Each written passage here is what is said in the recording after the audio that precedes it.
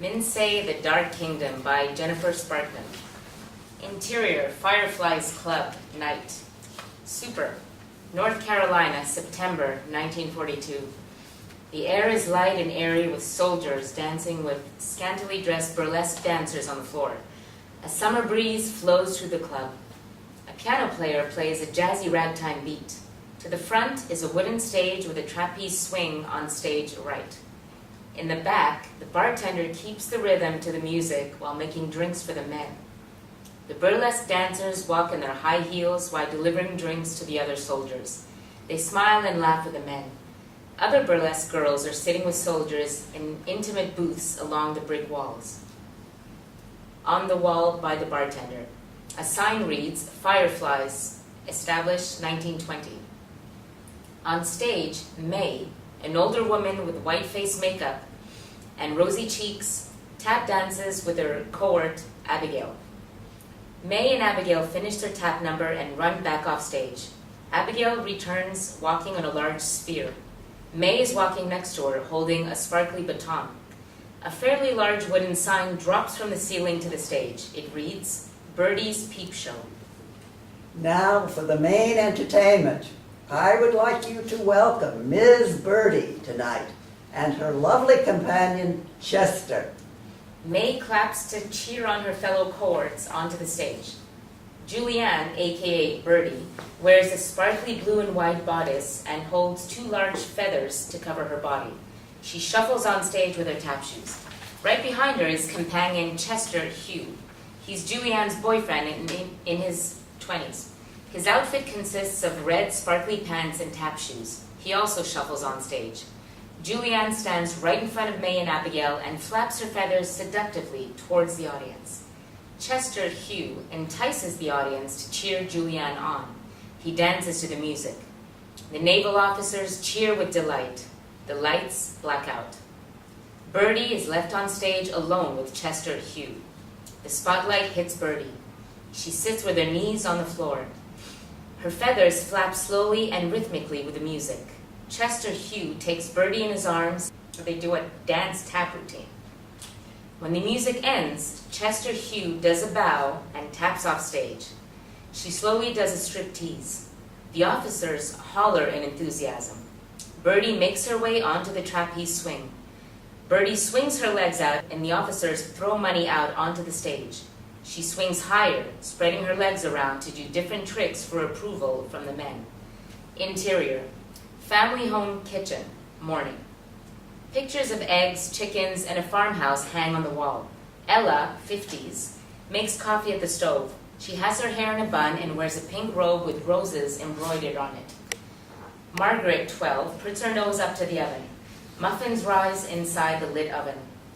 Margaret. Ma, it smells so good. Patience, my dear. A fat rooster egg timer ticks. The dial ticks at the 5-minute mark. Julianne yawns while searching for her favorite mug in a small, mildly decorated hutch near the stove. She still has a little bit of blue glitter in her hair from the night before. Where's my green mug? About 30 or so multicolored mugs are stashed into the hutch. The cups are with the mugs, and so are the bowls for some reason. Ella comes closer to Julianne and notices her hair. She grabs Julianne's head to examine the blue glitter in it. What's this, dear? We were making masks last night. Julianne pulls away from her mom and walks over to the sink to find the green mug. She then pours herself some coffee and sits at the table. The timer buzzes and jumps. Margaret pulls down the oven. Ella grabs oven mitts to pull out the muffins. She puts them on the stove to cool. Margaret then grabs a muffin and runs out of the kitchen. Exterior, lake, early afternoon. The lake looks like glass.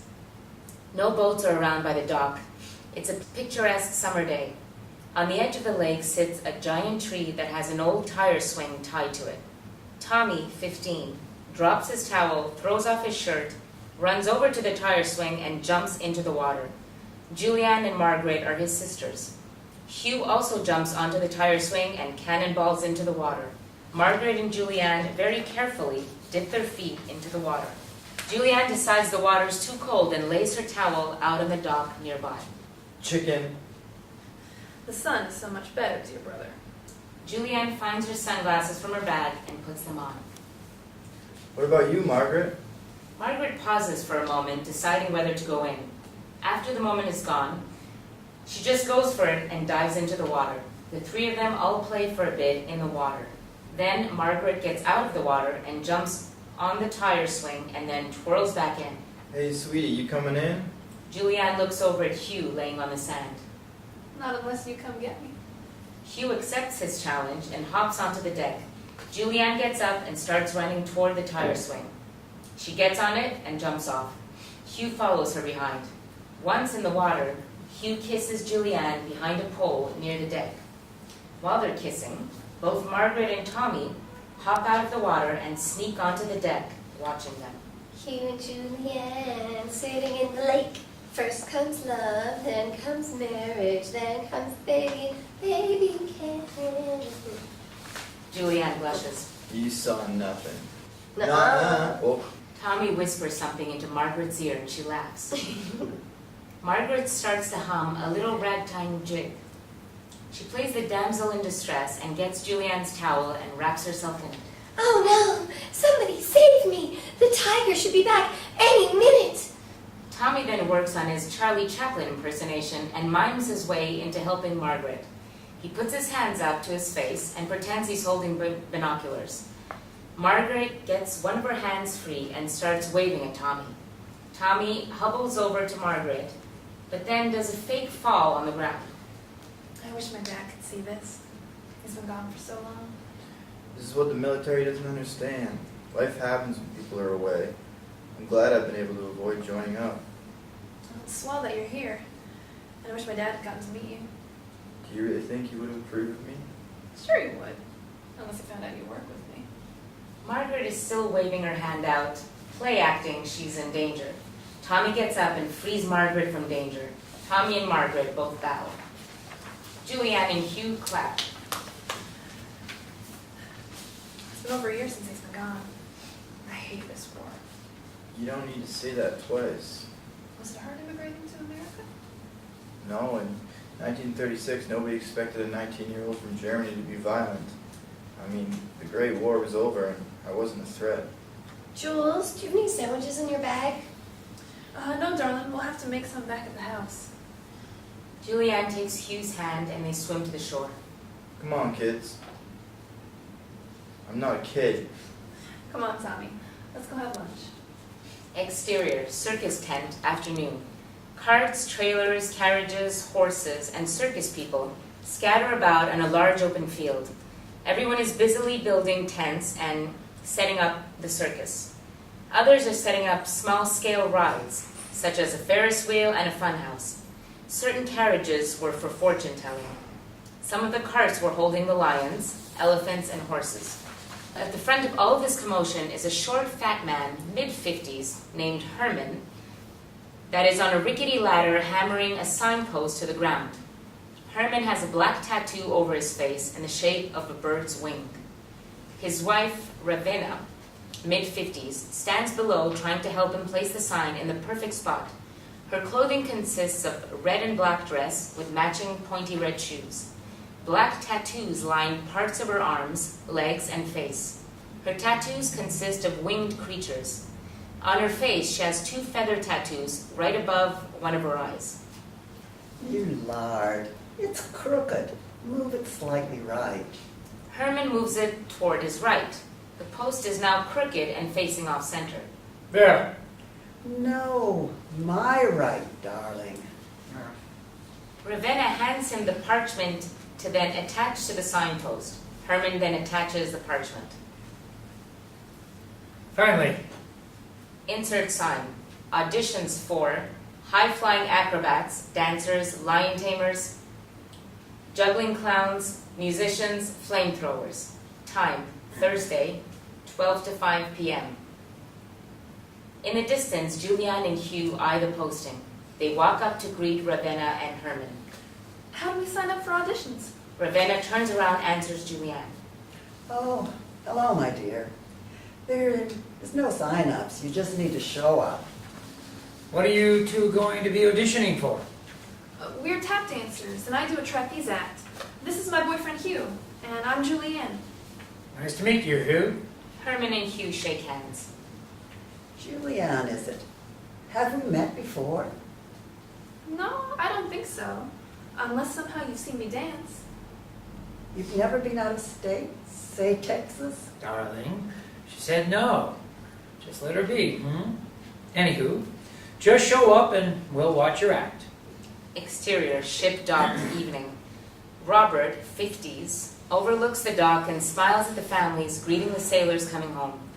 In the distance, he can also see his house lit up. It's good to be home again. He wears his Navy regalia. A group of men come behind Robert. Dunken, a young sailor, pats Robert on the back.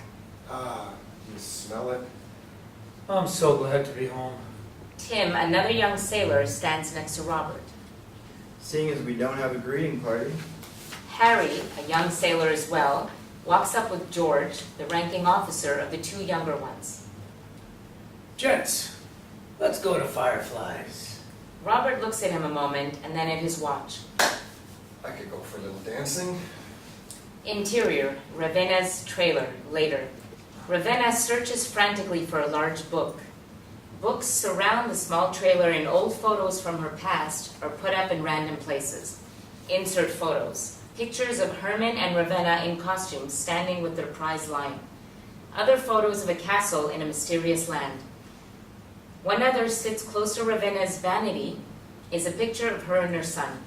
From the opposite side of the trailer sits Herman grinning at her search. The book is over here under these stupid fashion magazines.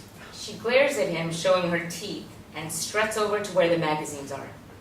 Herman, one of these days, I'm going to turn you into a pencil worm. You wouldn't do that, honey. You need me too much. Of course. Our son would never forgive me for turning his father into a worm. Herman smirks at her. Ravenna finally finds this large book. The book has gold-painted designs in a circular pattern scattered all over it. She turns to a page on hypnotism. Have you hypnotized our crew? I haven't heard any complaints in days. Do what? Oh, you know, hypnotize them. Yes, of course I did. Because the chapter I'm looking up is in hypnotism. God, you are so daft. And I love you too, dear. Do you think that couple will really come back? There's a great possibility. I swear Julianne looked familiar. I will only know for sure when we take the crew back to MINSAE. What? This crew? They're a bunch of misfits. You never know. The auditions could bring in some new soldiers. I've heard updates from our son that the war isn't looking good. We'll be needing to get back to the castle. That's fine with me. I miss our baby boy.